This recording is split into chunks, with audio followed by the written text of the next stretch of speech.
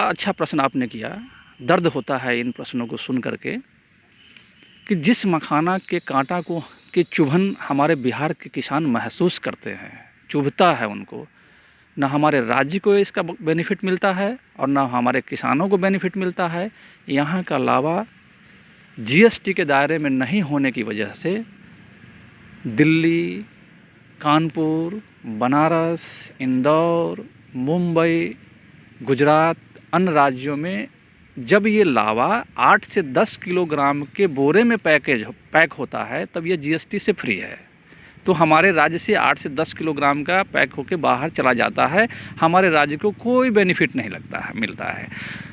लेकिन बड़े मज़े की बात क्या है, जिस राज्य में मखाना होता ही नहीं है वहाँ अगर इसी लावा को अगर कुछ बिना कुछ किए 100, 200 या 150, 250 ग्राम के पैकेट में अगर ले जाते हैं तो जीएसटी 5% है। अगर इसी मखाने को लावा को उसमें थोड़ा सा रोस्टिंग और फ्लेवरिंग मिला करके, नमक मिर्च मिला करके डिब्बा बंद किया जाता है तब जीएसटी 12.5% हो जाता है। तो 5% और 12.5%, यानी 17-17.5% का जीएसटी का हमारे राज्य को नुकसान हो रहा है। तो राज्य सरकार को इस पे अपनी एक योजना देखनी चाहिए, ध्यान देनी चाहिए। और जो हमारे यहाँ के जो नवयुवक वर्ग हैं, जो उद्यमी हैं, उनको आगे आना चाहिए कि जो ये फ्लेवरिंग, पैकेजिंग का जो इंडस्ट्री है वो हमारे यहाँ लगे। तो इससे क्या होगा, हमारे राज्य को रेवेन्यू मिलेगा, हमारे राज्य को जो इनकम है वो मिलेगा।